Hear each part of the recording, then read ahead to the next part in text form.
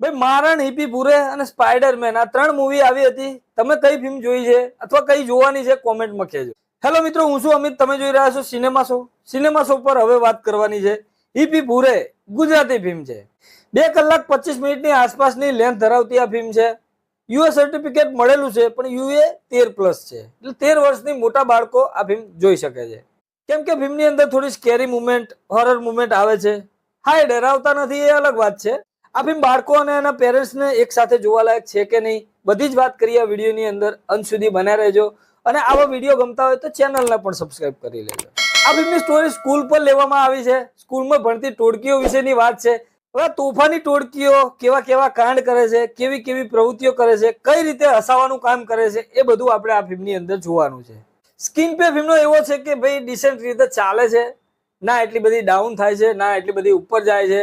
તમે શરૂઆતનો અડધો કલાક ફિલ્મ સાથે કનેક્ટ થઈ ગયા ને તો આખી ફિલ્મ સાથે તમે કનેક્ટ રહેશો. એ પ્રકારનો સ્ક્રીન પે અહીંયા છે.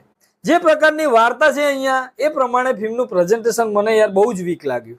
કેમ કે નથી એટલી યાર જમાવટ કરી શકતી, તે આપણે એટલું રો અને રિયલ પણ નથી લાગતું. ઇમોશનલ મુવમેન્ટ અહીંયા ક્રિએટ કરવાની કોશિશ કરી છે, ત્યાં પણ એટલું બધું સફળ નથી દેખાતું. પણ આ બધી વસ્તુ એ જે બાળક તરીકે તમે જોશો ને તો તમને મજા આવી શકે છે. પણ એ જે બાળક એકલા ના હોય યાર, પેરેન્ટ્સ પણ સાથે આવ્યા હોય. પ્રોપર સિનેમા જેવી વાઇબ અહીંયા નથી આવતી. આપણને એક સિરિયલ જેવી વાઇબ અહીંયા જરૂર આવે છે. ટેકનિકલી પણ ફિલ્મ થોડી વીક બની છે. પણ ભાઈ ફિલ્મની સારી વાત એ છે કે ફિલ્મ ક્યાંય બોર નથી કરતી. હા, ભલે તમે મોટા રહ્યા છતાં પણ ફિલ્મ તમને બોર નથી કરતી. સ્મિત પંડ્યા અહીંયા ફિલ્મને ઉપર લઈ જવાનું કામ કરે છે અને સ્મિત પંડ્યાએ બહુ સરસ રીતે અહીંયા એક્ટિંગ પણ કરી છે. નિશિત બ્રહ્મભટ્ટે જે પ્રકારનું ડિરેક્શન ચૂપમાં હતું એ પ્રકારનું ડિરેક્શન અહીંયા મને જોવા નથી મળ્યું. સંગીત બીજીએમ ની વાત કરું તો ભાઈ નથી એટલું બધું ધ્યાન જતું અને બીજીએમ એટલું ભાઈ જબરજસ્ત નથી લાગતું. થ્રિલિંગ મુવમેન્ટ નથી લાગતી. સ્કેરી મુવમેન્ટ જે બતાવવામાં આવી છે એમાં ડર બિલકુલ નથી લાગતો. કોઈ બાળકને બીક પણ ના લાગે એ પ્રકારનું વર્ક અહીંયા કર્યું છે, જે સારું છે. ગુજરાતી ફિલ્મોમાં સંદેશ હંમેશા હોય છે, અહીંયા પણ છે. જે સંદેશ આપવા માંગે છે, કોઈકની મદદ કરવા માટેનો કઈ સંદેશ છે.